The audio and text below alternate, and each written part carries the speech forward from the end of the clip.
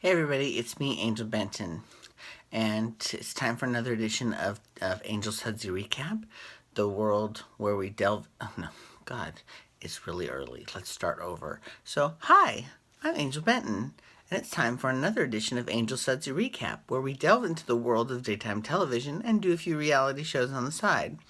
And one of those reality shows is Dancing for Relevancy, aka Dancing with the Stars. Okay, so I'm doing something a little bit different today. I'm actually going to do this Sudsy recap before I go to work. We'll see if this works out or not. It just took so long to upload, and it didn't finally upload. And then I was watching the tape back from yesterday, and I was out of it. So don't take an Ambien and then do a show because it's not cute. It's very difficult to follow along. Okay, so this past week, not Monday, but last Monday, I got to watch the show with my friend Cameron because we were still in Palm Springs, excuse me, and it was great because we were given color commentary all along. It was fabulous. And it made me wonder, where is the after show that Dominic Bowden used to host for ABC Live, or ABC, or Dancing with the Stars Live on ABC.com? It's all gone now. Now it's all on Facebook Live, or, I mean, don't get me wrong. I love Facebook. It is a great venue. However, for something like that, it's not. I don't know. I don't think it's that good of an idea. I think they need to bring back the after show with Dominic Bowden, but whatever. That's just me. That's just what I think. Okay. So let's get to the real meat and potatoes of it. So this past week, we found out that Len is a bitch. No, it's not that, but he's cranky, grumpy, right? But here's the thing about Len. He's kind of justified. Now, there are certain things that I think, okay, he's just being cranky. Like, for example, because. Sorry, I just woke up like 10 minutes ago. Okay.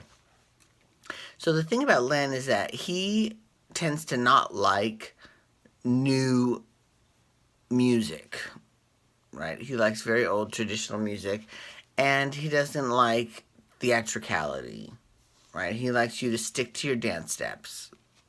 So, in those kind of instances, I'm like, okay, Len, really grow up. Come on. This hasn't changed in 21, 22 seasons. It's not going to change by now. And I won't even get into how many seasons he's been on in England.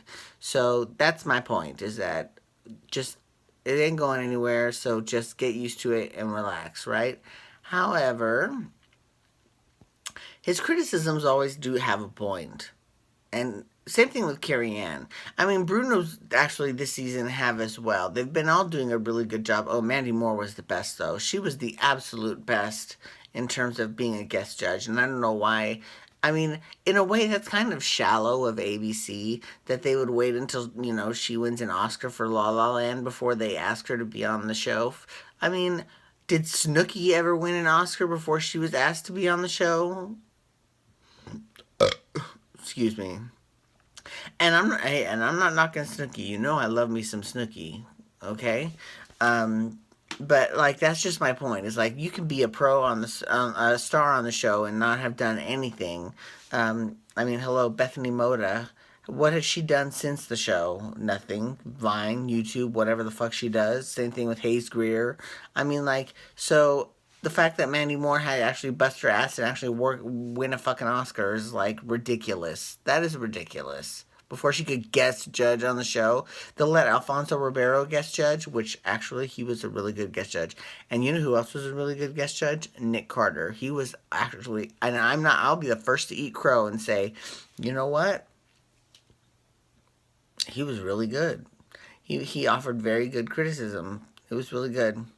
So anyway, so the thing about Len is that and Julianne was back this week, so we were thrilled about that. And the thing about this week is that Len basically told Bonner that he is really not good enough to be in the show and needs to he's basically a week past his sell-by date. Basically, is what he said. But that he appreciates him and he appreciates the hard work, but he's just really getting outdanced in the competition by all the other performers. And Len is so right. He's totally right. So there were five performers. Okay, there was Rashad, Normani, Val, David Moses. I don't know how that happened, and Bonner Bolton. Right, those were the five performers. Next week is the when I do the next recap. I'm gonna be talking about the freestyle that just aired, because that's my favorite episode. But this is my second favorite episode because it's the trio episode. I love the trio, and that's when they get a third dancer and they do a dance around those three people. The best ones. Who had the best one? The one that had Alan in it was the best one, but who had Alan? I don't remember. Alan Burstyn, though, is incredible, and I'm sure he will. Oh, was it Val? Was it Val and Normani and Alan? I think it might have been, because they were great. They worked awesome. I think next season he will be a pro, for sure. And but that's a double-edged sword, because if they give him good people like they did Derek Huff, he'll go very far, because he's definitely got Derek and Mark's level of and Mark Ballas's level of creativity, for sure. He totally does. And he's got their attitude and their optimism, and it's really refreshing to see. It's really wonderful. But if they stick him with all the old ladies like Tristan McManus or Tony Dovolani, or, then we're not going to get to see, or Keo, we're not going to get to see him that long, because he'll always be out at the beginning of the competition, and that's annoying. And I would rather see Alan every single day, like when he's in the troupe. So it's a double-edged sword. But then there are people who are going to think he's not good enough to be a pro, so he's in the troupe. And that's definitely not true, obviously. Oh, Henry Bialikoff, he's another one. God, I love Henry. I miss Henry. Oh, he was so hot. Yeah, he was a pro, and then he was out day one. I mean, it's just very frustrating. It's very frustrating. So the trios. Now, this is what I don't like about last week. They kind of switched things up a little bit, and I'm down with change if it's good change, but bad change I think sucks. Okay, so what they did was they took the judges actually got to choose the style of dance, which I'm okay with. Whatever style of dance you want, that's fine. And then they also got to choose which trio member that they wanted. That I am not okay with. That's not cool. Because what if, like, Emma had wanted to dance with Kim, right? She wasn't in the trio because she was not allowed, or, she wasn't selected by the judges. I mean, it's just that, it's that level. That's kind of petty. To extend your power that far that you have to actually pick the partners for these people. Did you select which pro is going to be with them? Then why do you get to select which trio member? I'm just saying. Anyways. So at the end of the night, America finally did agree with Grumpy Pants Len, and they sent Bonner home.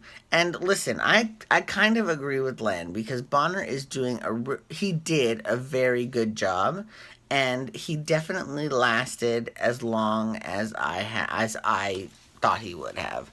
But I mean, there really is. I mean, and David Moses is a great performer and a great father, and a great baseball player and all of that. But he's being outdanced as well. He's kind of by that sell-by date also. So I'm thinking that, it's sort of unfair that Bonner and David get to stay in the competition, but Erica and Heather aren't. That kind of sucks, because they both still belong to be in there. And, but, America votes. And first of all, if America is largely women, they're mostly not going to vote for them, because they're women. They're not men. And second of all, they're both athletes, right?